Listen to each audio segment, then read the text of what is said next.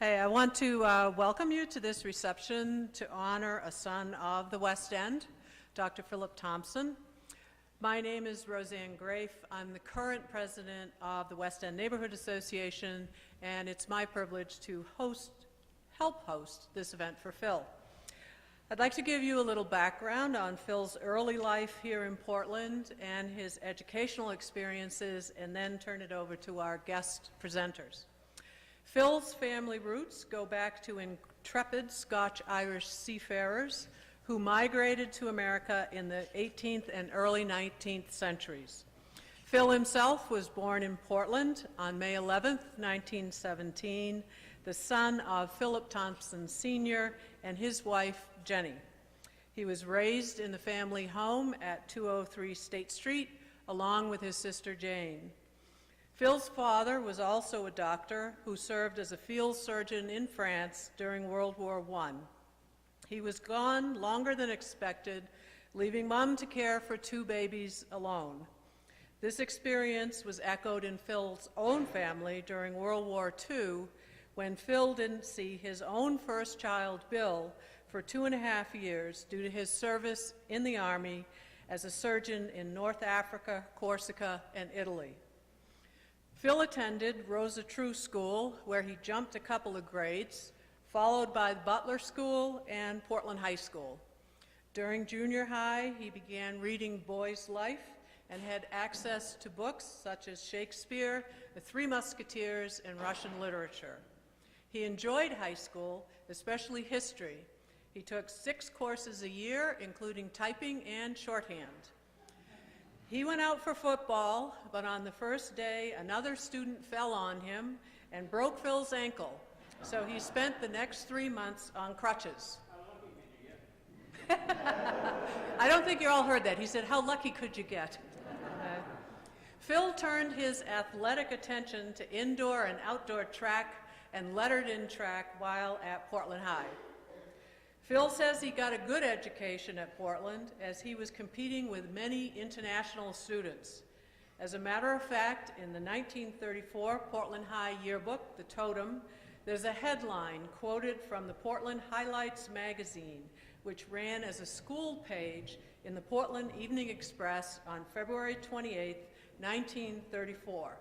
The headline reads, "Portland High School is likened to melting pot of nations." Sound familiar?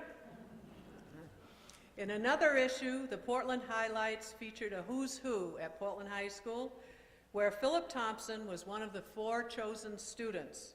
He was described thusly: "Phil is the dark, red-cheeked lad who is the exception to the rule about seniors carrying books.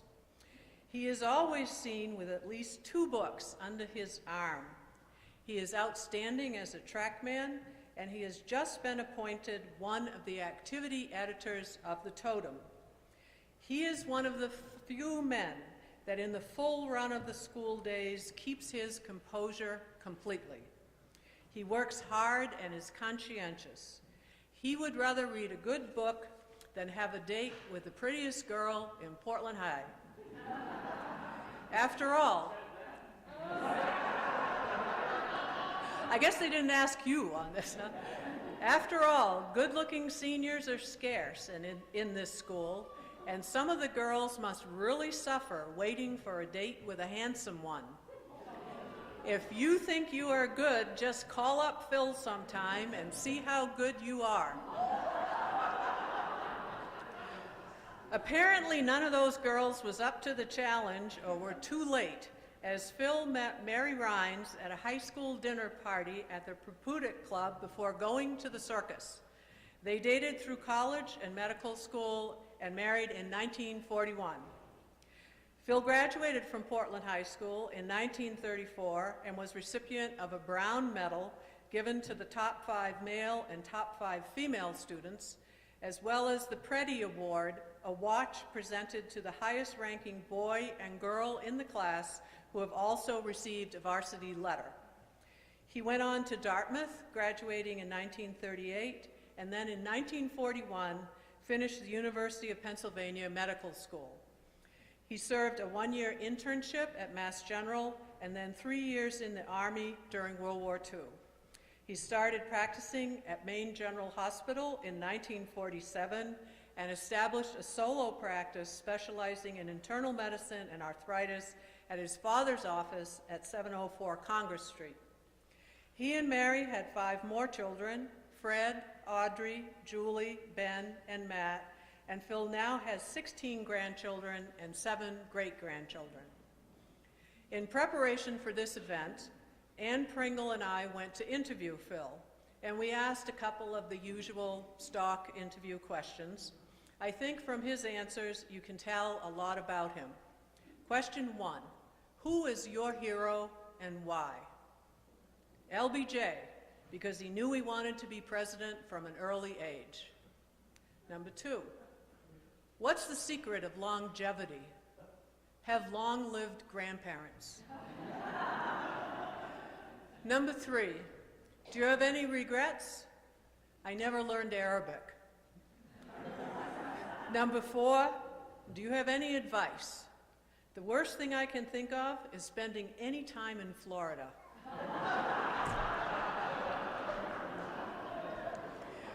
As you can see, we have quite a lineup of speakers here today to salute Phil's accomplishments and thank him for his efforts and devotion to his community. I'll turn the podium over now to the first, which is Jeanette Good, pastor of the State Street Church, the United Church of Christ, and Phil's pastor.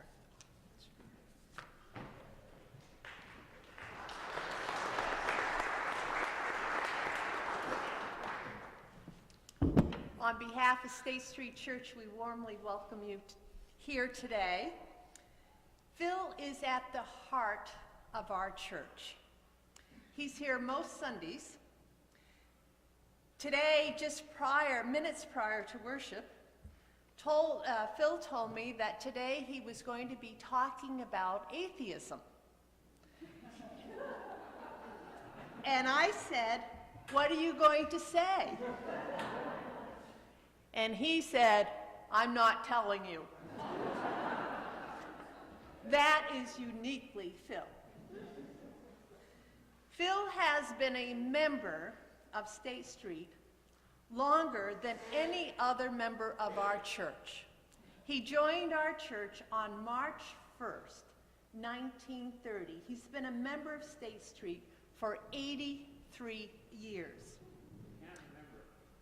Can't remember? He's been a faithful and generous member of our church for years. Phil is really a Renaissance man. He has brought intellectual rigor to State Street. He has always been on the cutting edge of every progressive theological thought. He's a scholar reading every progressive theological work that's out there. He has been a social prophet, advocating for all kinds of human rights issues, justice and peace, and environmental issues. He's been at the forefront of interfaith movements in Maine. Even though he has served on many of our boards and been vital to our Sunday school, our adult education programs, to our confirmation programs, most of Phil's ministry, as you will hear, has been out in the community. He is par excellence a caregiver and a servant of others in the deepest sense of the word. Phil has been known, however, to stir waters even at State Street. I remember a few years ago one of our church annual meetings where we finished early, in record time, 45 minutes, and we were almost giddy with the thought that soon we would be going home. The moderator of that meeting made a fatal mistake. He asked, "Is there any new business?" And lo and behold, Phil's hand went up and the place became still quiet. Phil said, "I think we should have wine at all of our church meetings. It would loosen the place up." His one comment kept us there for an entire hour longer, and it led into a 2-year study on the issue of alcohol on our premises. To drink or not to drink. How did it come out? I have no martini glass here. Phil is beyond description, a mystical presence in our church and in our community. Today we toast him alcohol-free. He is one of a kind, and we all love him.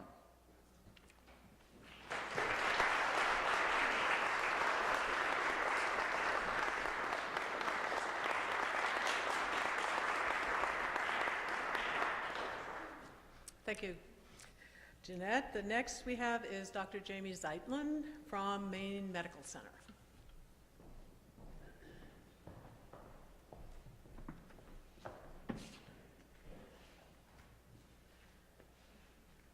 Dr. Thompson, it's my pleasure to be here representing Maine Medical Center and its medical staff, as you're honored for all that you've done for our community. Little secret, I just met Phil. When I came here 17 years ago, I joined a practice, I practice the same kind of medicine as Phil, with many of his contemporaries. And I also inherited a number of your former patients. So I learned a lot about you without ever having met you. Your patients were always spoke highly of the care that you delivered to them, and your colleagues referred to you with the highest level of respect. But what I recall the most is whenever anybody spoke of you, they spoke of you with a warm, familiar smile. When I was asked to make this presentation, I contacted the Maine Medical Center archivist, and she was thrilled to hear that we were doing this for you. She told me that you were a wonderful and humble man. My research took me to a recently published book, which I'm going to give you later. It's on the history of Maine Medical Center. I don't know if you've seen it yet. In the book, your family is referred to as the first family of medicine in Maine. Your uncle John Franklin was a leading surgeon at Maine General, which, as many of us know, is now Maine Medical Center. He was also a member of the board of directors. His wife was the hospital's first female director. Your father, Philip Sr., was also a surgeon on the staff from 1913, 100 years ago, to 1964. And your wife, Mary, sat on the board of corporators for many years. Truly the first family of medicine in Maine. I wrote a piece, and I presented it to the Medical Executive Committee at Maine Medical Center, and we passed a resolution, which I will read to you, at least in part.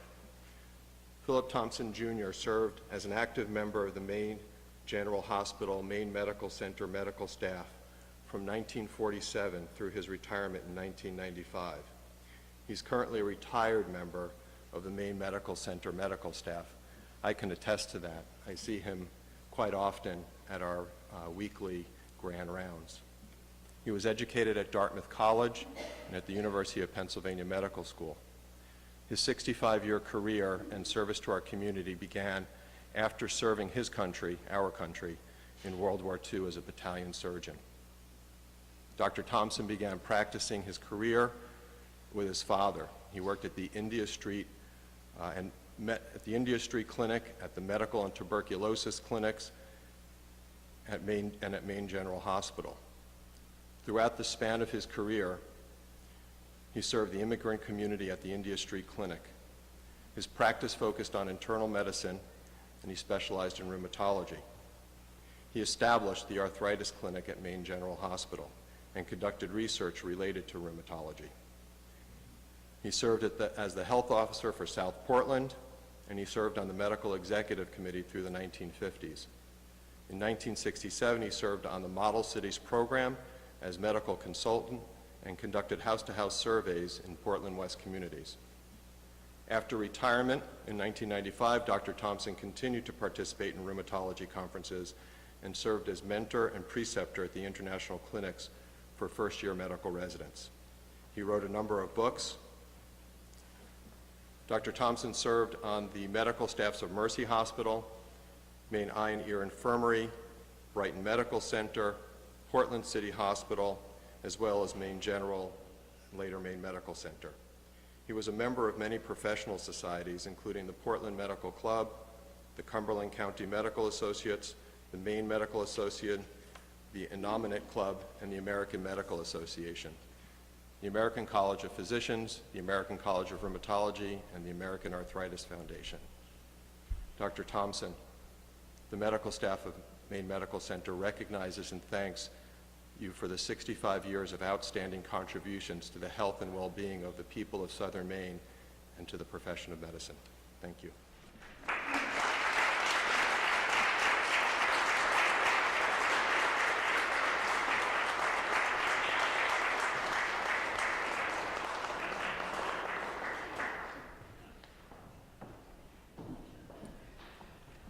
And next presenter is Eric Altholtz, who is currently president of the Portland Public Library Board of Trustees. Thank you. Good afternoon.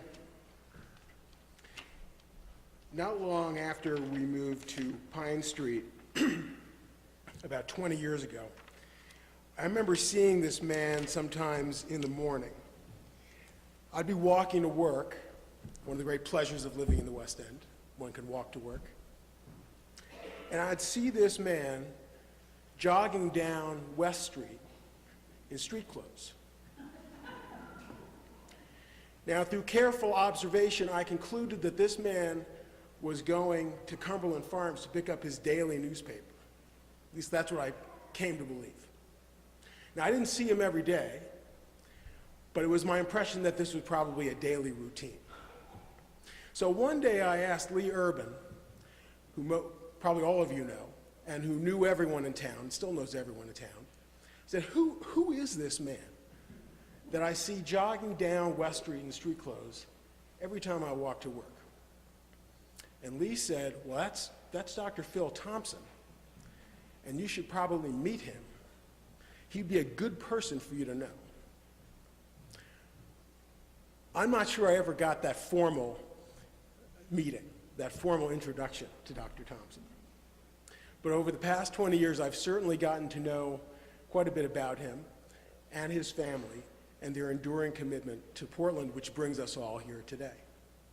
But I'm here with my Portland Public Library hat on, because as Roseanne said, I'm currently the chair of the board. Phil Thompson supports our annual fund every year, not surprising, and members of his family pooled their resources to make a significant pledge to our capital campaign that led to the fabulous renovation of the Maine Library on Monument Square.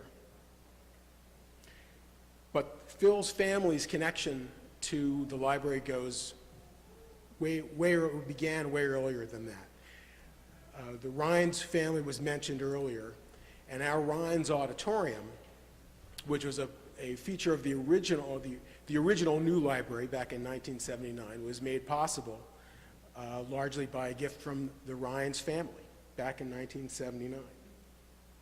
When Mary died in 1992, the outpouring of support, donations to the library in her name and in her memory, allowed us to establish the Rhines Thompson Family Endowment, which supports our Portland room. And as I mentioned, the family continues to support the Rhines Auditorium, which is very much at the heart of the library's cultural literacy mission and outreach programs for the city of Portland. So on behalf of the entire board and the staff and the thousands and thousands of patrons that come to the library every day and benefit from your generosity, we thank you.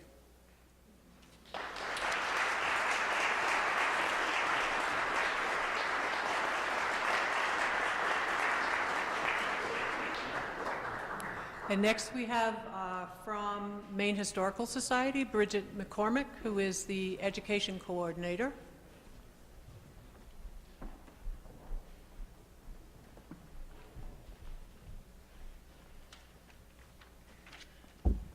Hello, Dr. Thompson. I'm here to read a prepared statement from our Executive Director, Steve Bromwich, who could not be here today, but I am.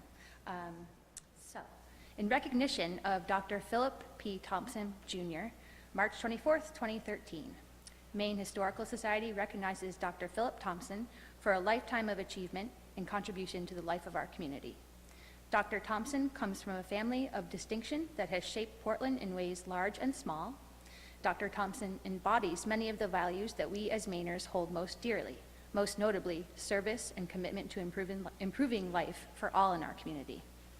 Dr. Thompson's medical career was marked by achievement, and he has made significant contributions to numerous organizations and the people they serve. These include the State Street Church, Portland West, Portland Trails, Preble Street Resource Center, Reiki School, Habitat for Humanity, and many others. We are personally appreciative for the contributions that Dr. Thompson has made to Maine Historical Society. A longtime member, Dr. Thompson has been a tireless volunteer for many annual fund drives and helped lead efforts to make the wonderful Longfellow Garden more accessible to the public. Dr. Thompson also donated the equipment from his medical practice to the collections of Maine Historical Society. Those items provide a fantastic window into how medicine was practiced in Maine in the 20th century. Lastly, we want to share a brief story. Not only has Dr. Thompson made profound contributions to our community, he also participated in one of the most titillating stories from 20th century Maine history, the case of Dr. Wilhelm Reich and his orgone accumulator. Dr. Reich was a controversial psychoanalyst based for the latter part of his career in Rangeley, and he claimed that his device would help harness and channel sexual and other energies. Most, including the federal government, believed that Reich was a fraud. Dr. Thompson was engaged by investigators and helped examine the scientific validity of Reich's claims. Asking if any of his patients would be willing to sit in an orgone box for a couple of hours, a few agreed. It was their conclusion that they received no medical benefit from Reich's apparatus. Dr. Thompson's finding? Alas, the orgone accumulator had no curative values. Our very best wishes to Dr. Thompson.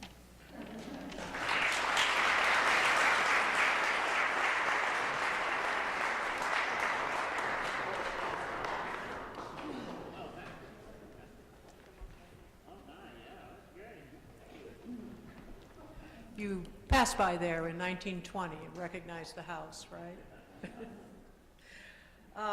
The next, we'll move into a little more of the intimate portions of Fred's involvement in the city of Portland. We have a former Reiki School student, Jennifer Elowich.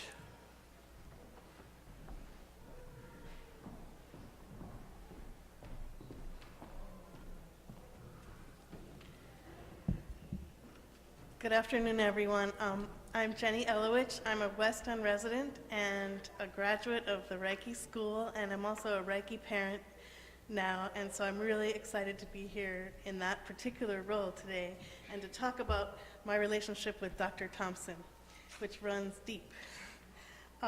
Before I talk about my own story, though, I was asked to read short excerpts from 3 former Reiki principals talking about Dr. Thompson's involvement at Reiki. Miriam Remar, Marguerite McDonald, and Ken Cunin. First is from Miriam Remar, who says, during the years that I was principal, Reiki received a Blue Ribbon Award for Excellence, which was a national recognition of an elementary school that worked. There were many factors that went into this award, and one of the criteria was the volunteer effort, time, quality, and commitment that was provided by the community for the betterment of the school. Dr. Thompson was a shining example. His interactions at Reiki became a part of the official documentation of community involvement and of a school climate that nurtured the academic and personal development of each and every child every day. It is my pleasure to send thanks and great appreciation to Dr. Thompson. Sincerely, Miriam Remar, Reiki Principal, 1985 to 1994. The next is from, sorry, I missed Margaret McDonald. All right, the next is from Margaret McDonald. Dr. Thompson, your generous acts of kindness over many years have touched the lives of hundreds of students. Whether it was volunteering to tutor in the after-school program, videotaping student productions, or sharing poetry in the classroom, or providing books for Reiki students through the Thompson Fund, established by you and your beloved late wife, or donating to the community agencies serving Reiki families, you found so many ways to give. In this, you are an amazing role model to all and an inspiration to the children who have been so fortunate to be students at Reiki School. The Reiki community will be forever grateful for your generous spirit and many acts of kindness. With deep gratitude, Marguerite McDonald, Reiki Principal 1994 to 1997. And finally from Ken Cunin. I served as principal at Reiki from 1998 until 2004. During these years, so many people in general, and in particular the West End and Parkside, helped us to live up to our name, Reiki Community School. Chief among these friends and supporters was Dr. Phil Thompson. Over the years, I witnessed quiet acts of kindness, leadership, and courage performed by Dr. Thompson in his quiet, unassuming manner. Dr. Thompson has truly become one of my heroes. Along with the mayor of Reiki, Ward Sherwood, who passed away a few years ago, he has given us all lessons in leading a full life of service. On behalf of generations of Reiki children, families, and teachers, thank you, Dr. Thompson. Regards from Rome, Ken Cunin. And now my own personal story, which predates all of this by quite a bit, and because I was one of the first students ever to attend Reiki the year it opened.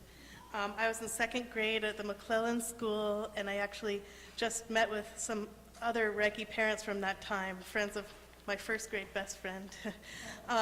So I was at the McClellan School, and Reiki School opened in second grade, and it was quite a school. And actually, as a Reiki parent, I've found that a lot of the memories I have from Reiki have been lost over the years. In fact, I'm not sure a lot of people know all the great things that went on at Reiki in those early years. When I was in sixth grade, which was about 1997, I remember that a teacher came to our class asking if any of us had special interests, and she listed the special interests, and she would say, "Is anyone here interested in knitting?" And someone would raise their hand, or "Is anyone interested in art?" And someone else would raise their hand, various things, and we didn't know why. For some reason still unknown to me, I raised my hand when she asked if anybody liked poetry, something that I'm not at all sure I was actually interested in. Sometime later, I distinctly remember a tall man walking up to me in the middle of class and informing me that he was now going to be my private poetry teacher. This was Dr. Thompson. For the next several months, or maybe a year, Dr. Thompson and I worked together every week on poetry.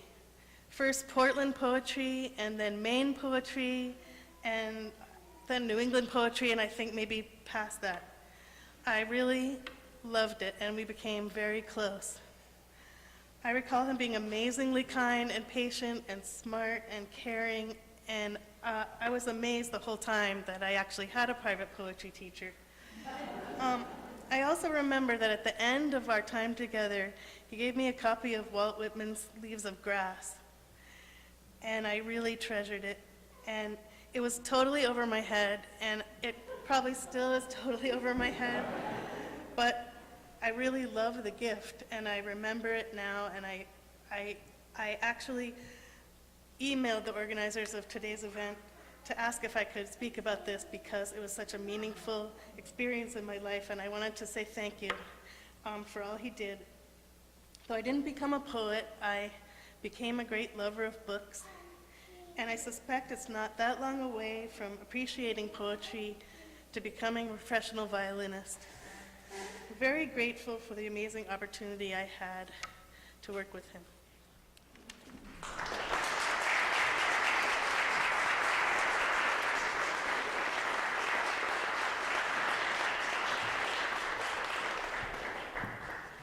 And since we're at the Reiki School history portion of this, our next speaker is Joe Gray, who worked for the city as a planner with the Model Cities program Later worked as Deputy Director of Portland Renewal Authority, then Portland's Planning and Development Director, and finally for 10 years as City Manager before retiring in 2011.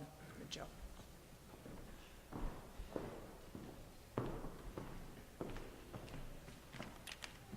Thank you, Roseanne, and thank you, Phil, for inviting me and for the opportunity over the years to have worked with you. I want to spend just a few minutes talking about the role that Phil played in the way business is done here today in the city of Portland and how he helped shape that. And in order to do that, I need to take you down memory lane and talk about Portland back in the 1960s. That was a time when the city was awakening from a long period of stagnant or little growth that occurred during the 1950s. The city was beginning a lot of redevelopment in the city and focusing on the neighborhoods and transportation initiatives, such things as the urban renewal projects. Some of you may remember the Vine Deer Chatham project in the India Street neighborhood, the Kennedy Park in Bayside, the Munjoy South project, the Franklin and Spring Street arterials, and the I-295 corridor throughout the city.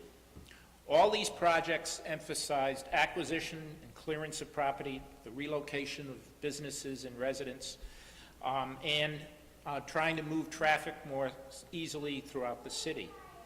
The elected officials of that time and the business community felt that the city must move forward despite the impact on current residents, neighborhoods, and businesses. Notice I only mentioned elected officials and the business community. There was little neighborhood and citizen input into the decisions to move forward with these projects. But the public process for these types of projects changed dramatically in the late 1960s when Portland was designated a model city, a neighborhood anti-poverty program created as part of, and I did not realize this, one of Phil's heroes, President Lyndon Johnson, as part of his Great Society program. Parkside, the West End, Bayside, and the Western Prom were chosen as the Portland's model neighborhood. While the City Council had the final approval on any new programs, citizens from different income levels and walks of life were meeting and discussing, often into the early hours, and I can assure you it was early hours. I was a staff person, and many meetings went on till 1 or 2 o'clock in the morning.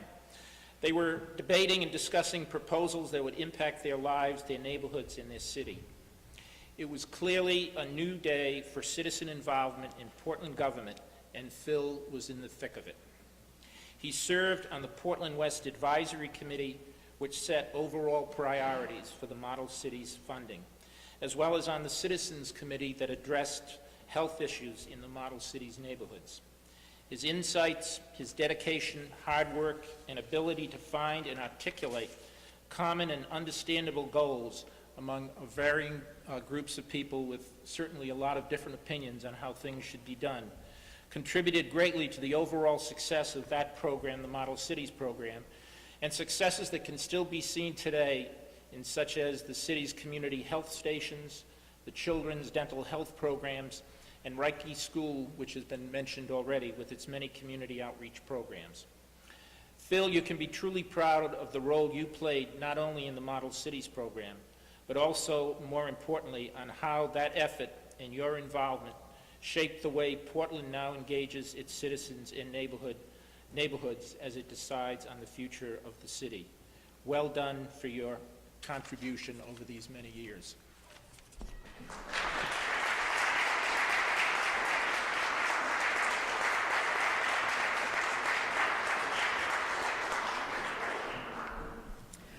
And next we go to Leslie McVeigh from the Board of Learning Works, formerly Portland West, which also came out of that time.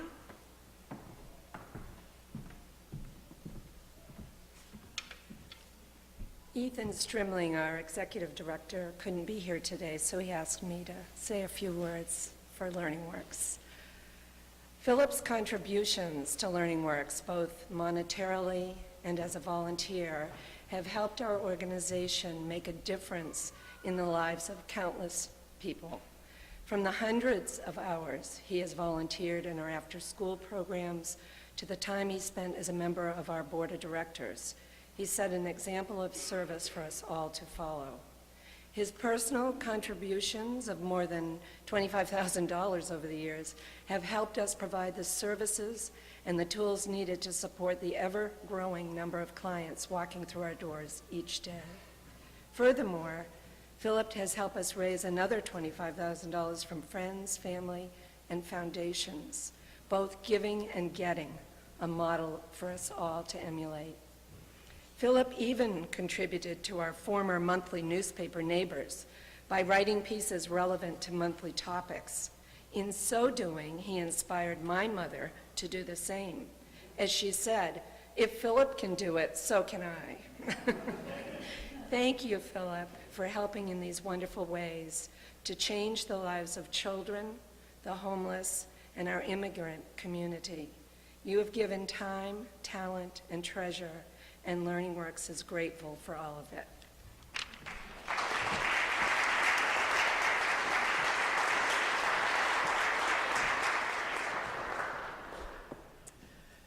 And I guess we now have Joe, right, is standing in for Nance Parker about neighborhood involvement. And I do have to say that Nance was the first person who came up with this idea of having Phil Thompson Day last summer, so you see how long it took us to actually get it together.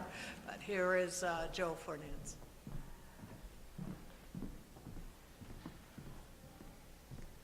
Well, I'm really sorry that Nance, or Nancy, she goes by both, couldn't be here today because, as Roseanne just said, it really was her original idea, and she's very sorry she couldn't be here.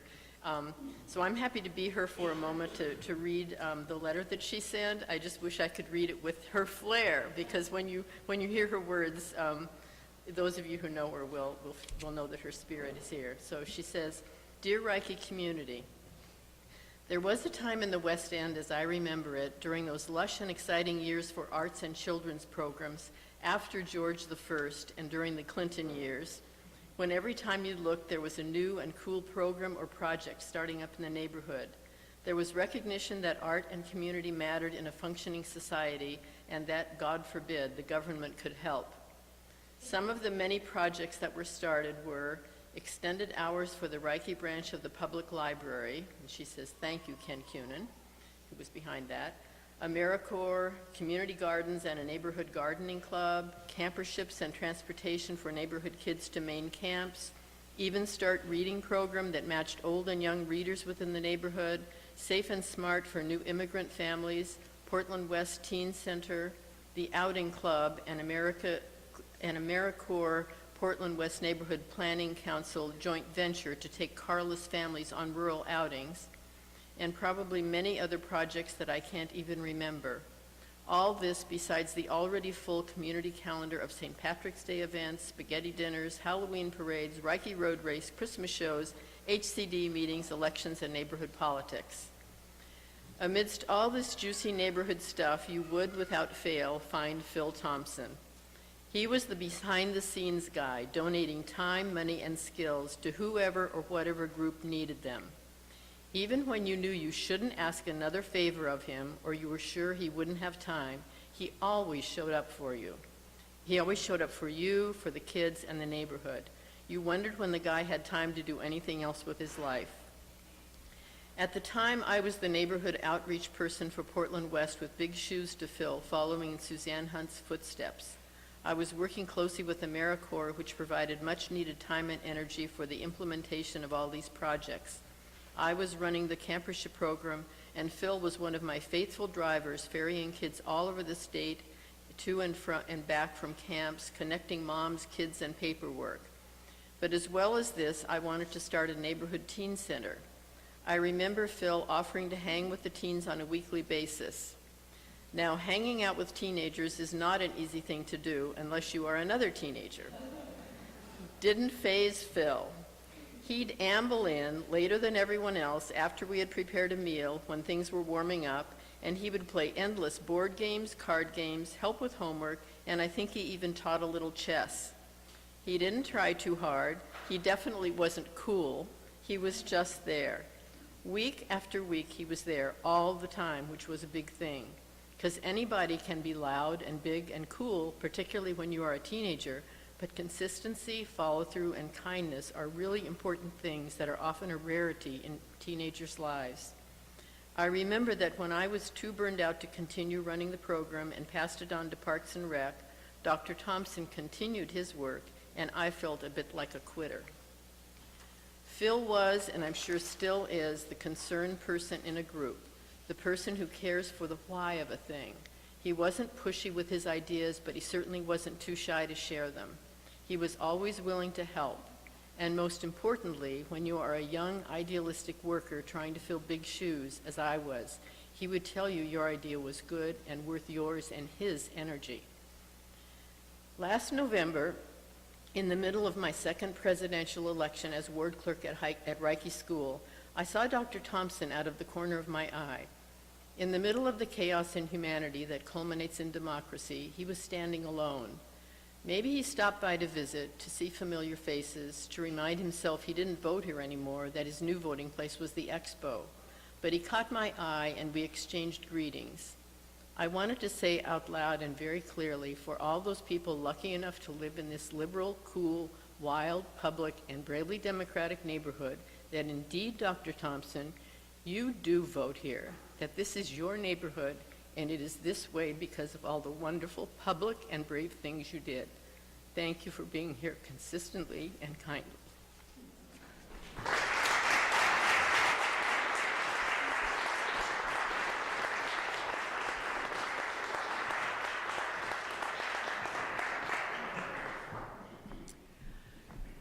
Okay, next we have Nathan Smith, who is a founder of Portland Trails, and I'm also going to put in a little plug for forbearance.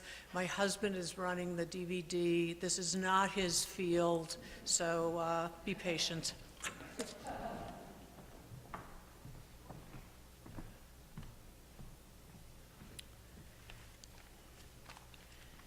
The movie I'm going to talk about a little bit is 18 minutes long, and so we're not going to show the whole movie. We're just going to do a little clip at the end, but I thought I'd whet your appetite in the course of making a couple brief remarks. And there's always an opportunity to see it later on if people want to hang around, or we'll find a way to get it to you. It's still very timely.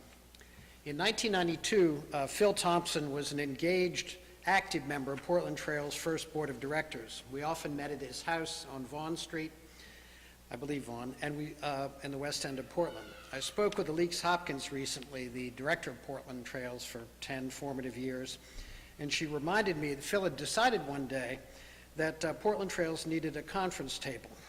He proceeded to donate a beautiful handcrafted wooden table made by Thomas Moser. It was a time when Portland Trails was a fledgling organization and struggled to meet payroll for its one employee. There was only one problem, maybe two. We didn't have an office, I don't think, but we also had no chairs. So Alix Hopkins went to Thomas Moser and pointed out to him that Portland Trails had no money, and that consequently the only solution for the chair problem with the Thomas Moser table would be metal folding chairs. I don't know Thomas Moser, and I can't say for sure, therefore, whether or not he was mortified at the prospect, but we do know is that he agreed to donate one armchair a year for the next 4 years to Portland Trails. Reading between the lines, Phil's message was clear. Here's a little taste of the better life, but if you want a place at the table, you're going to have to earn it. We'll leave it to Phil's family as to whether or not that rings true. I remember Phil's involvement with Portland Trails in two particular ways. One was his impatience with me and Eliza Cope, who was with the Trust for Public Land in Boston, with our progress on getting control of the land for the Eastern Prom Trail. We had a lot of excuses. We said, look, we had to let the city try first and then the state. They had no luck, so eventually, Portland Trails did. But Phil would have none of that. I was clearly dropping the ball, and he was very impatient. The other thing I remember clearly, though, about Phil is, not only in board meetings but in other venues, was Phil's big picture interest in transportation. And it's with the benefit of years passing and a review of Phil's movie, a little clip of which we'll show you in a minute, Rails and Trails, the nature of his impatience becomes clearer. Phil is clearly a visionary, and within every visionary is a Don Quixote. Phil was determined to transform the way in which America thought about, invested in, and used transportation. The film Rails to Trails takes to task, tilts at, nothing less than the internal combustion engine. It is clear that Phil simply wanted to change America's fundamental approach to transportation. On the one hand, the film is nostalgic, noting that 100 years ago, anyone in Portland could get most places they needed to, whether in Portland, the region, or even out of state, by rail or trolley. More importantly is Phil's vision for all of us to pay closer attention to the real costs of an oil-based, big highway, big auto economy, juxtaposed against the benefits of building public transportation infrastructure using newer, faster, more efficient, and less polluting modes of transportation, which coincidentally were already in use in places such as Germany and France. In fact, the film, or the making of the film, precipitated a family trip to Germany, at least Germany, maybe elsewhere as well, to experience firsthand new transportation technologies well underway at that time. Most of the rest of us in Portland Trails were thinking about connecting point A to point B with a trail, footpath, or occasional bicycle path. Phil was connecting the larger dots and thinking about not only moving within communities without reliance on the automobile, thus Portland Trails, but also moving between cities, between states, and the kind of transformation that a fully modern public transportation system could make. With so much to be done, Phil's impatience with the slow progress on the Eastern Prom Trail is readily understandable. For Phil, envisioning a high-speed train that would take 30 minutes to get to Boston and an hour and a half to get to New York, we weren't moving quickly enough if we were going to get anything done.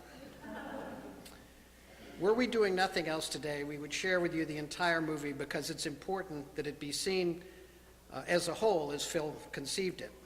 An integrated, comprehensive vision of the need for transportation planning and implementation both at the macro and micro level. Two thoughts come to mind as the film focuses not only on the big picture but on the here and now. One is think globally, act locally. The second is make no small plans. Clearly, Phil was doing both. And I can say 20 years later, Phil, I agree, we're taking too long. If you could put on just a short clip, and we narrowed it down just to the last 3 minutes of the movie.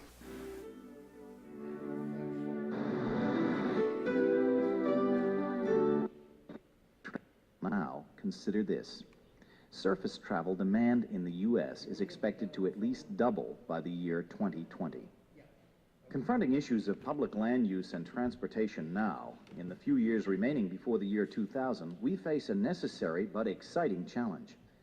It's up to us to take a serious look at alternative forms of transportation, to consider new modes which offer us commuting and recreational travel opportunities cars never will. Methods of moving from place to place that offer us a second chance environmentally and socially. Using a trail system to link communities in the city, to provide outdoor recreation, offer the opportunity of improving the quality of life for everyone in the city, as well as bringing the city closer together. The community turnout for trail building, the popularity of the Baxter Boulevard footpath, or of other pedestrian gathering sites such as Portland's open air market, illustrate how many of us respond to the chance to reconnect with each other, to interact as we go about our daily business. Trails and rails connect not only place to place, but person to person, creating a web of interaction that reunites us with each other, making value sharing and discussion with each other part of daily life. The internal combustion engine vehicle, we've driven it right up to the brink of disaster, environmentally, socially, and medically. Who can say whether trails and rails will provide the ultimate solution to our transportation problems? But surely, these alternatives can help make human contact, healthful outdoor recreation, and environmentally safe commuting part of our lives again.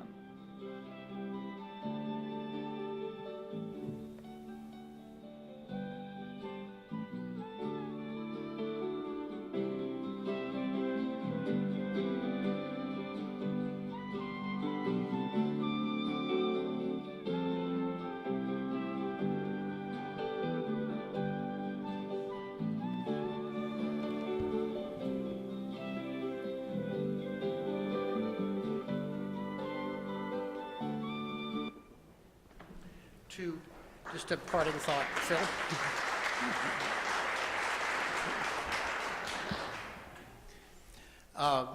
You'll notice that Hitchcock fans here will notice the cameo appearance of the director in the movie. Okay. And secondly, when you look at this film, it's remarkable. It hasn't lost a step. What's sad is we haven't made more progress. But thank you, Phil, for sharing that vision with us.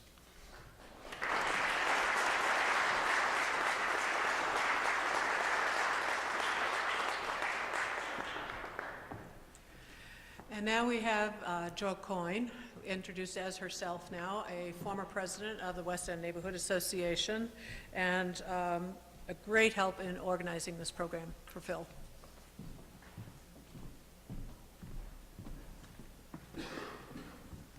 And I'm just going to take a few minutes this time as myself to talk a little bit about Phil's books. Some of you might not realize that Phil has published 3 books. I have 2 of them here. I don't have the one titled My Life and Times in Medicine because it's a rarity. Even Phil doesn't have a copy. So if you ever see a copy, well, I'll tell you where you can go to read it. You can read all 3 of these books. You can visit the Portland room of the Public Library. And I believe the Maine Historical Society also has copies, but those are all non-circulating copies. So I would recommend that you take some time, as I did sometime soon, and just spend an afternoon in the Portland room, say, reading My Life and Times in Medicine and these other 2. You've heard quite a lot already about some about Phil's past. My Life and Times in Medicine does cover a little of his personal background. The focus is not on his personal life. It's about, it's the theme of his life, caring for other people. So, he talks about, caring for the soldiers when he was in the Army as a medical officer, caring for his patients during his career, caring for his family, for people in the South Portland and Portland neighborhoods who didn't have good medical care. So it's really a very warm account. One of the things he mentions early on in the book, he's talking a little about when he was being educated at Dartmouth and how he was taking a study break one day and stumbled upon a book that introduced to him the topic of the Etruscan civilization. And, I've learned a little bit about the Etruscan civilization from reading Phil's books. I still don't know an awful lot. But I guess it's a bit of a mystery still how it actually was founded in the more or less the Tuscany, today's Tuscany area of Italy. Well, Phil kind of got hooked, the way I understand it, you correct me if I'm wrong, Phil, but Phil got hooked on that topic.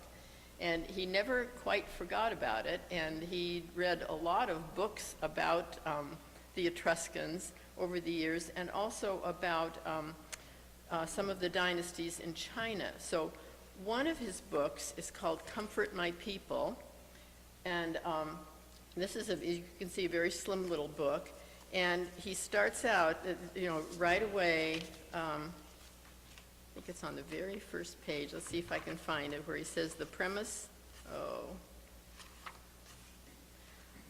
my premise for this book is that people learned in the ancient days how to care for each other.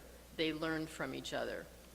And he goes on to talk about the Silk Road and about how knowledge and cultural values were transmitted as people would, travel so far, and then they would camp with people coming the other way, and so forth and so on. And they would transmit goods, as I said, knowledge.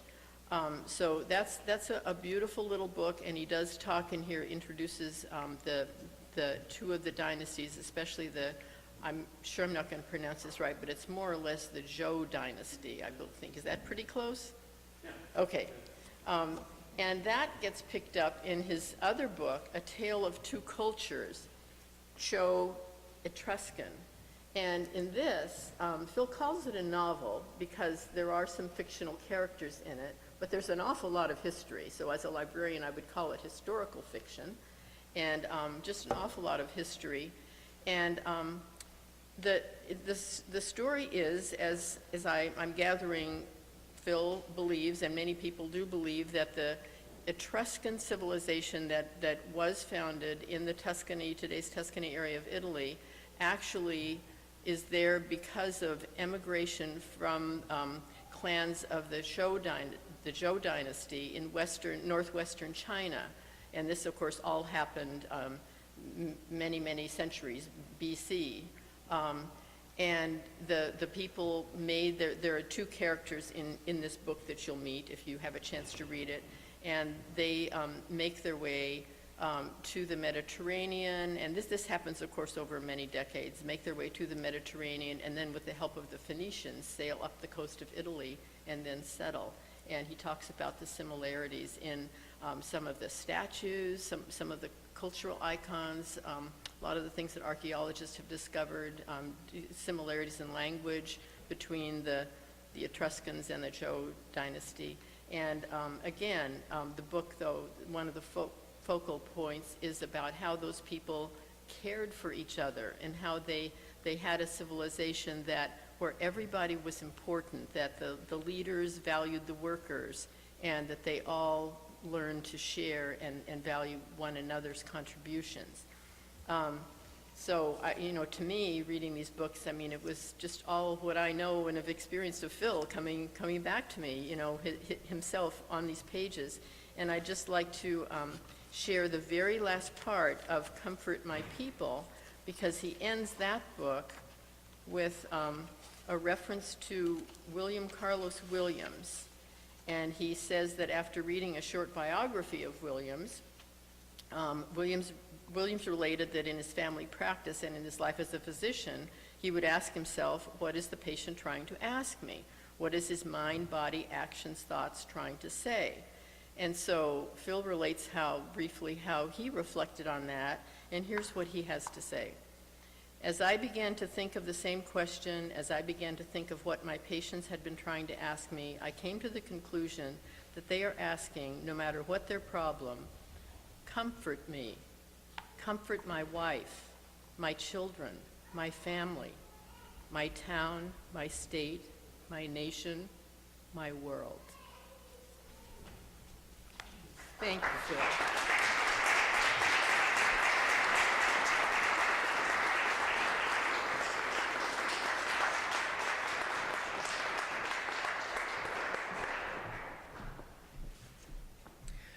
Next, we'll have another film, and this will be one from Huey, who is an independent filmmaker living in Portland. I'm sure many of you are familiar with his work and him.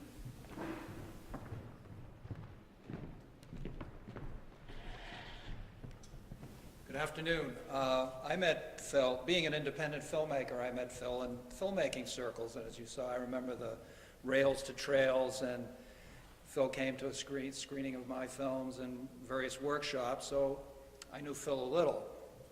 And then I was teaching in the early 90s a adult education class in video production at Mecca, and lo and behold, there's Phil in the class, age 70, early 70s anyways, and it was great. I got to know Phil better. He had many contributions, and whenever you talk to Phil, you always learn a lot. And so it was a great experience. Then a few years after that, I started my film on Katahdin. And Polly Bunnell, who worked with Phil on the Rails and Trails, was a mutual friend and fellow filmmaker, and I was looking for a film office. This is film equipment, huge, big editing table and all of that.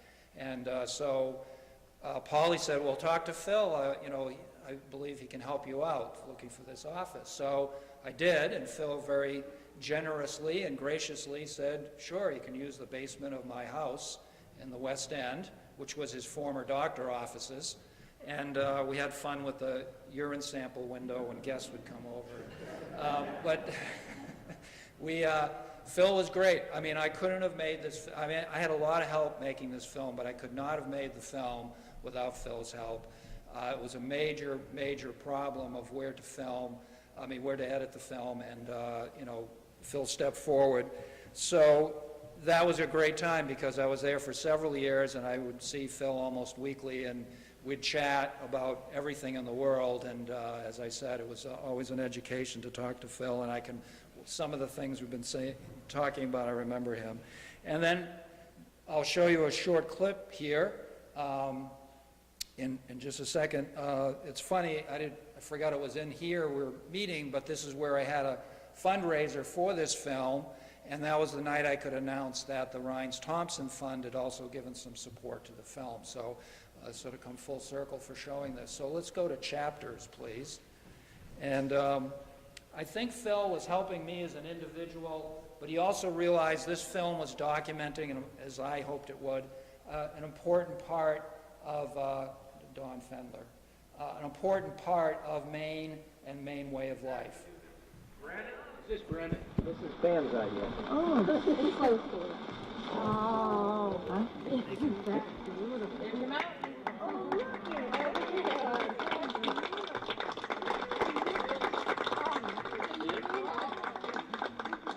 it says, Don, thanks for 60, I wish it would put 60 in there. 60 years of inspiration, Lost on a Mountain, July 17th to 25, 1939. Don is the central figure in a story called Lost on a Mountain in Maine. And he's going to talk tonight about his experiences here in Baxter Park many years ago. And the most interesting part is that some of you are close to the same age that Don was when he had this experience. So I hope you all give him a warm welcome and enjoy his story. Gee, thank you very much for coming. If you can't hear me, you're going to have to move up. How do I begin? First of all, I'd like to say I'm not 12 years old anymore. No, I'm 70, going on 74. I feel great. I'll try to be as brief as possible. I went up the mountain, I got lost, I got found, and that's it. There was my father, my twin brother, and my younger brother, Tommy, and two friends, a fellow by the name of Henry Condon, who was about 4 years older than us. Well, we started up the mountain, and partway up, we found that my dad and two brothers were just kind of creeping along. Well, I was 12-year-old with ants in my pants, you know, I wanted to go, and Henry wanted to go, so we talked to my dad, says, okay, if we go ahead, Dad, and he said, as long as you stay with Henry, no problem. We got up to the plateau, or the tableland that you call it, and we got hit by a storm, and it was sleeting, and the clouds rolled in, and here I was, sort of a city boy, and I was scared to death, but I was a know-it-all, 12-year-old know-it-all, and I took off, and I mean, I was really scared. Well, of course, the first mistake I made is up in the mountain, I should have stayed in one place, right? I should never have left Henry to begin with, but I did. But the main thing that I knew I needed to survive was water. So that's one reason I stayed right by that stream.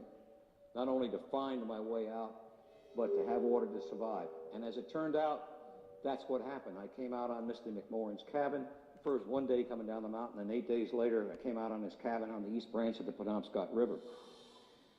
The one thing I want to leave with is that a lot of young people ask me is, what saved you? You know, what was really the things that saved your life? And there were three things. First of all, and the only thing, was faith in God and prayers. No question about that. That's what saved my life. Boy Scout training helped. And the last thing, which I think was important, is we, especially young people, have within inside them this will to live, this never give up. You all have it.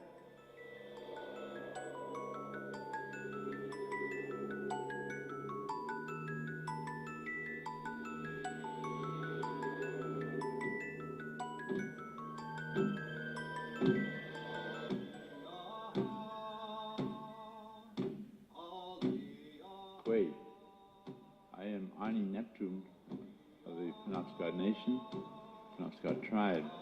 Our tribe and our people goes back at least 10,000 years. My ancestors go back all the way to that time, back to my grandfather, who is John Neptune. He was a chief, and he was a great orator and spokesman for our people. I want to tell you a story about my grandfather, John.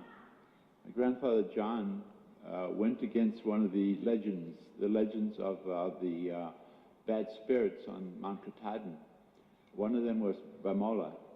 And Bamola would always try to capture anyone who went above the tree line on the Mount Katahdin. So my grandfather, being a shaman, thought he would try to do his thing and go up onto the mountain and stay there overnight. And he did that. There was a little cabin or dwelling that was up there, possibly a cave that he lived in, and he sealed it up, and he made sure he put water all over the entrance and it was cold during the winter months, and it froze the entrance shut. When Bamola tried to come down to get him, he couldn't get in the entrance. All night long he pounded on the door trying to break it open, and he couldn't do it until finally it became morning. Then Bamola went back to his perch on top of the mountain, and my grandfather succeeded in staying there above the tree line. And that was how he challenged the power of Bamola on Mount Katahdin.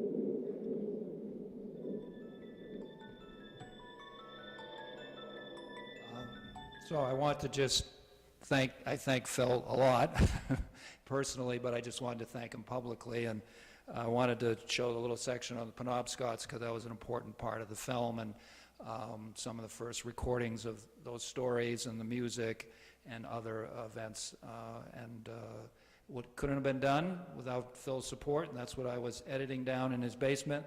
I don't know how much he must have heard, because you get like a minute done in a film in a day, so you would have heard Don Fendler talk about being lost the same phrase over and over and over, and I'm sure that was filtering up, but Phil never complained, was always very supportive, so thank you, Phil.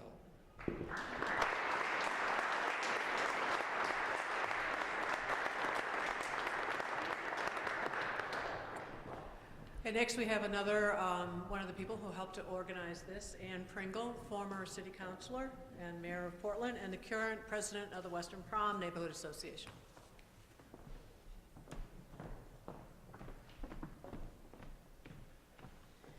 Thanks, Roseanne. Well, as many of you know, I represented District 2 on the Portland City Council between 1990 and 1994. And if you're not familiar with District 2, I have to tell you it's the hardest of all the districts to represent because of its diversity. It has the richest people in the city, the poorest people in the city, the oldest people in the city, the youngest people in the city, business owners, blue-collar workers, office workers, professionals, and, most importantly, more activists per capita than any other part of the city. And as an example, there's a picture over there of Phil on that first board on the top left at one of the HCD meetings at Reiki, where the city council hears comments by people. And I was chairing one of these meetings one time, and one of these activists got up and made a pretty inflammatory remark, and another activist leapt out of his chair and made his way over to her. I just had to tell him to sit down. We weren't going to have fights at the meeting. And I'm happy to say it wasn't Phil, but I'm quite sure he was at that meeting. So representing this district, listening and paying attention to the concerns and ideas of West End constituents is quite a challenge.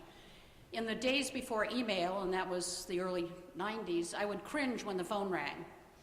But when I picked up the phone and heard that loud, craggy voice, full of energy and intellectual excitement, would say, "Ann, Phil Thompson here." Of course, I knew the minute he said my name who it was. I knew I was in for a great conversation because Phil, no small talk, always got to the point. He'd say to me, "Why did you vote that way? What do you think about the proposed changes to the state school funding formula? Why shouldn't we just let those islands secede? What is the city going to do about providing more affordable housing?" And these are just 4 examples of the wide range of issues that Phil would raise with his elected representative. He always held me to task, sharing his well-considered thoughts, but also interested in my perspective, which a lot of people were not. I always came away from these conversations feeling that I'd been through an exhilarating intellectual workout. And then there were Phil's many letters to the editor on a wide-ranging series of issues, both local and national. They were always brief, focused, and well-stated. They always made compelling suggestions in response to the problems he'd identified.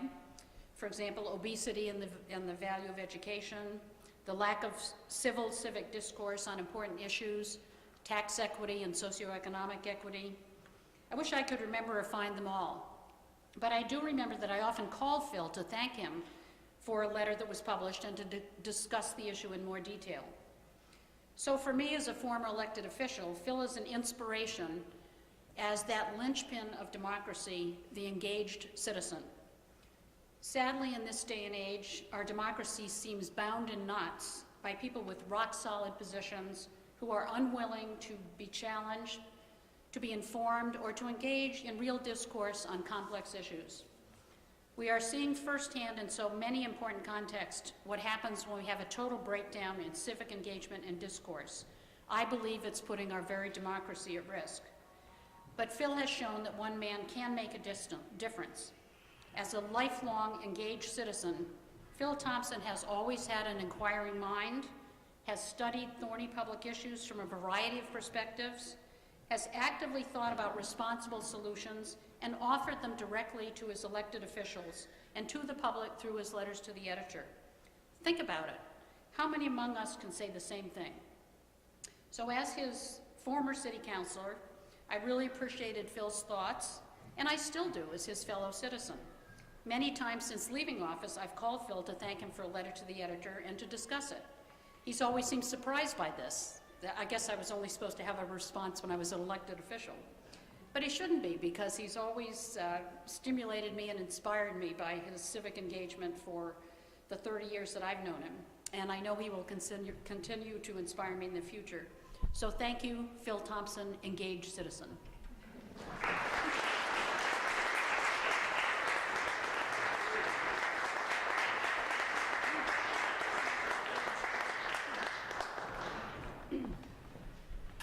Next, we have Leslie McVeigh again, playing another role in her capacity at Community Television Network and also as the daughter of Phil's best friend. Here I am again. All right, first, Community Television Network. Philip has been a member and supporter of, as well as a donor to, Portland's Community Television Network, the largest community television network in the state, for many, many years. He attends our annual meetings when he can and always has something to say or a question to ask. My dad would accompany him when he was alive, and I would watch these two old friends as they sat together with a sense of wonder at their lifelong friendship. I still expect to see Dad when I see Philip.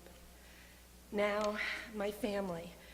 Philip has, by way of his friendship with my father, has always been a part of our McVeigh family circle of dear people in one way or another. Philip and my dad, Bill McVeigh, grew up next door to each other on State Street. They were part of the neighborhood gangs, as they call them, and did the things that boys did. When they grew up, they each chose medicine for a career and Portland as a city to practice in. When they met and married the lovely women they each did, they were in each other's weddings. Philip was my dad's best man. And now I just want to share a very short video of that time in their lives. 1949, Philip driving my grandfather's boat in Casco Bay. That's Philip at the wheel there behind the window.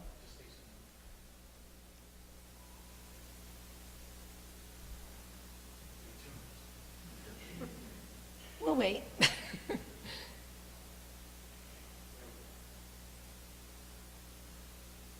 There, and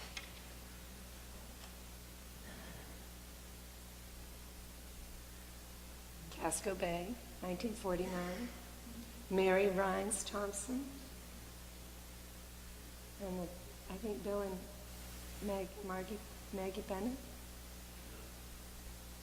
And Philip.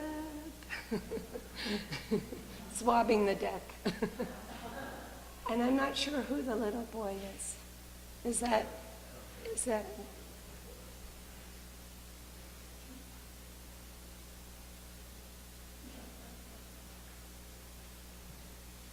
Another time. And this is my mom and dad's wedding, and Philip is in the back there holding on to the train of the, and there he is in the receiving line, best man, up in Augusta, on the left. Yeah. There are many more stories I'm tempted to tell of fishing trips and adventures on Casco Bay, but today I will entertain you with the PSA my dad and Philip did together for Community Television Network. I thought it would be fun to have Philip and Dad play the parts of Statler and Waldorf, the two grumpy old men sitting in the balcony on every episode of the Muppets TV show. You're all familiar with that? I wrote a script and got permission. Oh, not yet. Oh. Okay. I wrote a script and got permission from the city to make a short film in Merrill Auditorium. Then I thought it would be a good idea to ask Dad and Philip if they would actually do it. After a few questions, they agreed and wanted to see the script.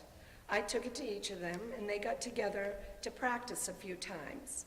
I will not report my mother's critique of their rehearsals. So the day came, and we set up and began shooting. After the first take, I said, "This is not what I wrote." And Dad said, "Well, no, Philip changed it." So what were we to do but go ahead with the new scriptwriter's words? But it was well received by our viewers, and I have it here for you to see. I don't watch network television except for sports and politics. The programs they have are not for our generation. I'll say not. What I have seen of television lately has been all violence and sex. Not that I'm not interested in the opposite sex, but what I've seen on TV I agree. is not the kind I appreciate. You know, we have the local community television stations, 2 and 4, that let us know what's going on in our community. It's amazing what the children are doing in our schools today.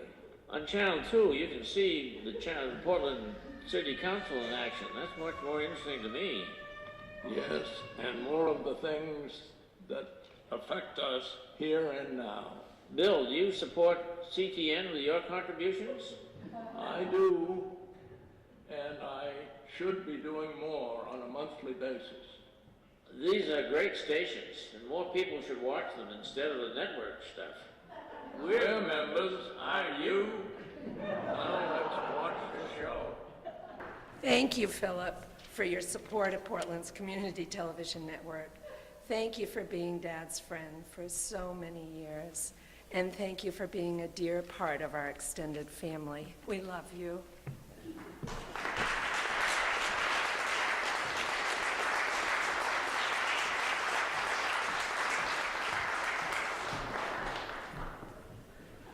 And next we have Robert O'Brien, who is another former president of the West End Neighborhood Association and also a neighbor of Phil on West Street.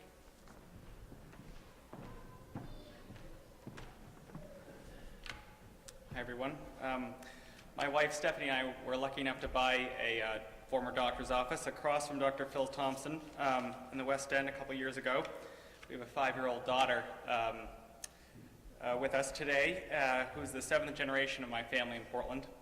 And I'm here because, as many have said before me, Phil Thompson is an inspiration. And Phil has proven a standard for Portland residents that public service and civic engagement is not a hobby, not even a calling, but a duty. Through Dr. Thompson's example, we are obligated to look out for our fellow neighbors and to give of our time for the betterment of the city. Dr. Thompson is an icon of public service, and I point him out to my daughter on the sidewalk as an inspiration of the duty she will someday inherit. And I have a proclamation from the City of Portland recognizing Dr. Phil Thompson. It details a lot of Dr. Thompson's storied past that we've heard much of today, so I'm not going to read the entire thing. But it starts out, whereas Dr. Philip Pickering Thompson, Jr. was born in Portland on May 11th, 1917, in the midst of World War I, etc., etc., etc. And it concludes, whereas Dr. Thompson possesses a unique devotion to his fellow man, a rare humility, and a strong civic duty. He has provided gifts of compassion to countless people throughout his long journey and serves as an inspiration to those who have inherited the Portland he loves so well. Signed and sealed this 24th day of March, 2013, by Portland's first mayor since 1923, Michael F. Brennan, City of Portland, Maine.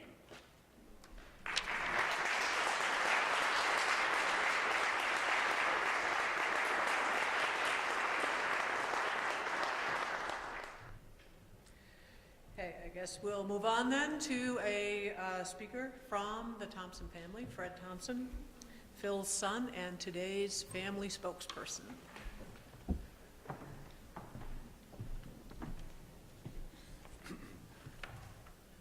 I was asked to say a few words about the personal Phil, the family Phil, the Phil that few get to know. Papa, as he was called by an infant grandchild who had mispronounced Grandpa, the name took hold, and that is what we call him today amongst the family. He was born in Portland, not 2 houses from Longfellow Square, an appropriate touchstone for his poetry bent. But I'll tell you a little bit about that soon. He was born into a family of great standing. His mother was being the niece of George West and brought up in the West Mansion, and his father being a prominent physician, while his great uncle was a charter founder of the Maine General Hospital, now the Maine Medical Center. He attended Portland elementary schools and Portland high schools while he was a typical youngster doing typical Portland youngster activities like pulling the cable off the back of cable cars that were running up and down Congress Street at the time and pelting the irritated and ambushed car drivers with snowballs. He was recognized early on as a pretty good student by his teachers. I told my grandson that he reminded me somewhat of his great-grandfather, and and his response was, "Well, then can I skip the 9th grade like he did?" At a recent 70th college reunion, that's 7-0 college reunion, I noticed that Papa sported 2 buttons, one saying class of 38, the other saying class of 39. Consequently, I had learned that he had graduated with a BS from Dartmouth in 1938 and a 2-year medical school in 1939. As an aside, during that reunion in 2008, the football coach requested that a large part of the class fund be requested to the football team for recruitment purposes. My father proposed that this be done, but that a scholarship for poetry student recruitment be set up at the same time with the remaining funds. This was voted on and passed by the class. Now, how you recruit a poet, the mind boggles. He spent World War II in North Africa, Sicily, and Italy, and returned home to be introduced to his 2.5-year-old son to be seen for the first time. He brought up his family in South Portland, residing there in the house his father built.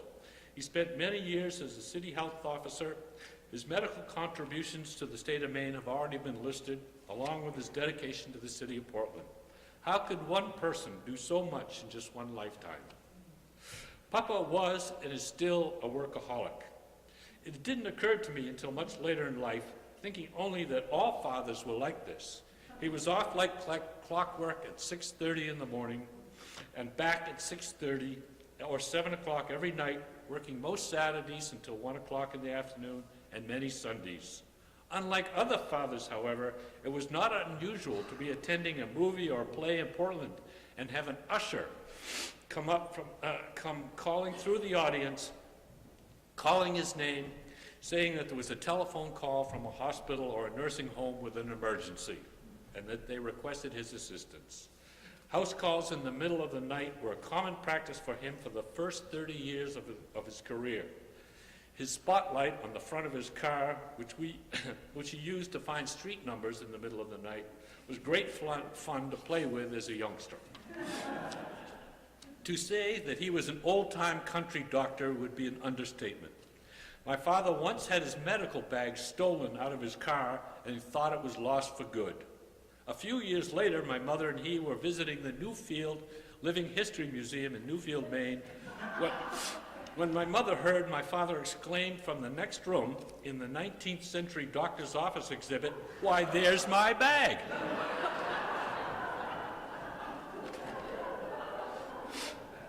A typical medical response from him regarding a patient who stated, "Doc, it hurts when I bend my knee like this," and what can be done was always, "Well, don't do that." Or when one of his children asked what hemorrhoids were, and followed that up by asking, is that something you'd find in your arm? His response was, why, don't you know your ass from your elbow? When I say that he's probably the most read adult in Maine, I think I can say that without equivocation. He always had a stack of medical journals with Zotzi names like American Immunology or Rheumatoid Arthritis Today, followed by a stack of medical books and then an ever-increasing tower of poetry books. All of us children were introduced early to T.S. Eliot, E.E. Cummings, Allen Ginsberg, Lawrence Ferlinghetti, Henry Miller, as well as an assortment of foreign poets and avant-garde authors. He spent 4 hours a night in his study. Today, you can still find him, hardly visible, sitting in a pile of mostly fully read books. As most of you know, Papa is not one to let social convention or public decorum get in the way of an abstruse question or proposing a perplexing conundrum to any and every public official or public speaker, whether it be a well-educated or respected doctor or a public lecturer. Public or elected officials were most vulnerable. It was never a question of if, only a question of when he would put them on the spot with his tangential inquiry. I asked him once, when I was on a search committee and we were looking for an executive director in an important organization here in Portland, what question should I ask the potential candidate? His response was very immediate and says, ask him how old he was when he reread Dante's Inferno.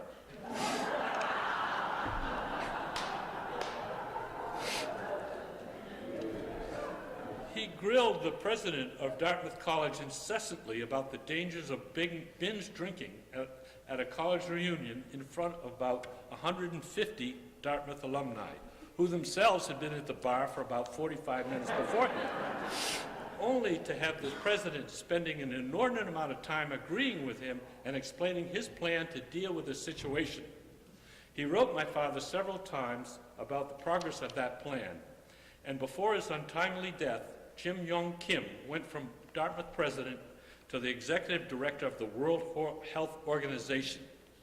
His biography reads, he also established the National College Health Improvement Project, a 32-year college collaborative that signified the first time public health methodologies were ever employed in an efforts to reduce high-risk drinking on campuses across country.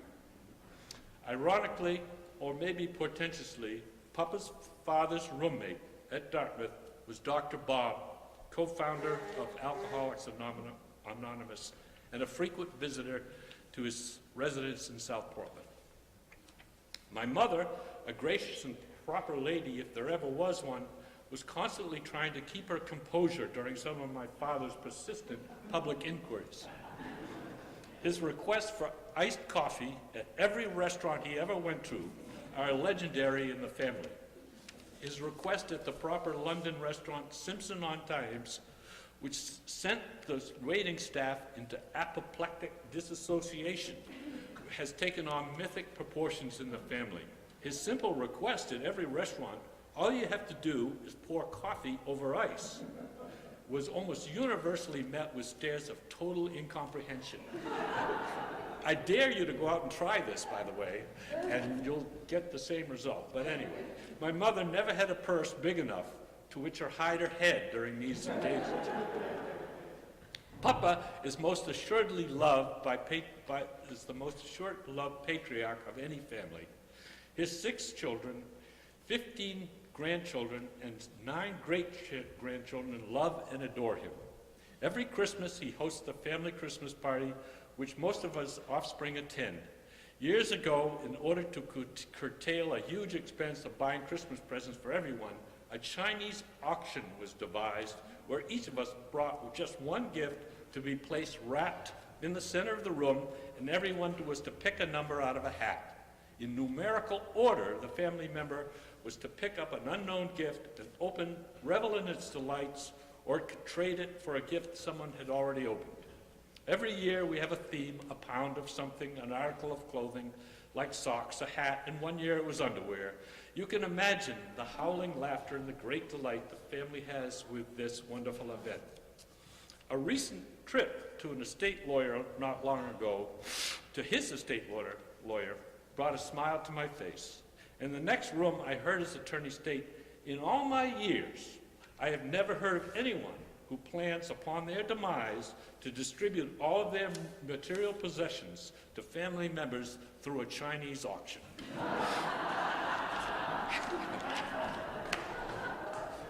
As you can imagine, the Papa stories go on, resulting in raucous laughter at every family event while we relate stories of his delicious humor. He is most loved and is a great deal of appreciation that he is publicly recognized for his great humility, wit, caring, and unique and private public flair and panache. And the family thanks you all.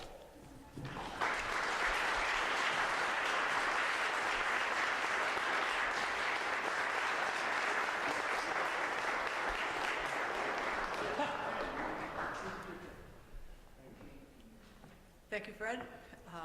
I guess we're ready now for the man himself. Are you ready?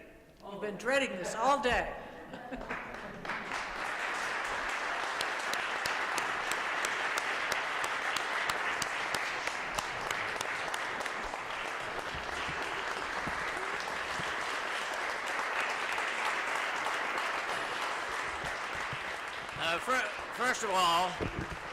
First of all, I have to have a rebuttal. It's hard to believe, and I think that most of these things have been exaggerated. And so I admit, I don't deny that I was involved, but not perhaps as much as there was mentioned throughout the afternoon. But to me, this is a good opportunity because there are two things that I want to pose it. President Obama has declared that they want to have every child, poor, refugees, and so forth, be able to read and write at the age of 6. That's an old adage of Vermont, success by 6. And so the reason this came on was that we wanted to include people doing volunteer work, particularly with children, particularly when they need help, such as they would need, because there are many of the refugees in this community that have never been to school. They never heard a word of English, and they start out and you expect it, and also particularly the poor people. So if anyone can spend some time working with teachers in the early years and helping these kids learn the English to speak and to write, that would be very worthwhile. So that's one thing I'm giving you people, to your friends, to try to get to schools and help out with teachers. Another thing that is rather obvious, that there is a tendency in this country to not believe in God. And that is something we ought to talk about. And the problem is, if you don't believe in God, how can you believe in your neighbor? I mean, who is your neighbor if you don't believe in God? And the neighbor is not just, for most of us, or many of us, that your neighbor is not just the person you can see next door or within your sight, but across town and across the world. And so I urge you who have given up going to church and believing in God, that there's got to be something you've got to believe in, and to be sure remember that your neighbor is related to the God and not just your own imagination. So those are two things I wanted to point out, and I thank you all for coming, and thank you all for bearing with all these people who have made some very nice remarks. Thank you. Thank you, Bill. Okay. Very good.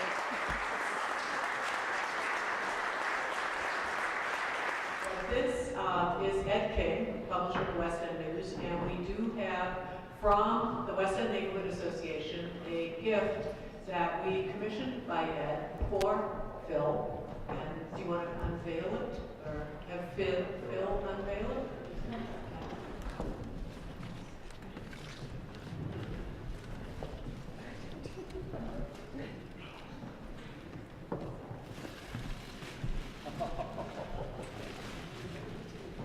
Oh, wow.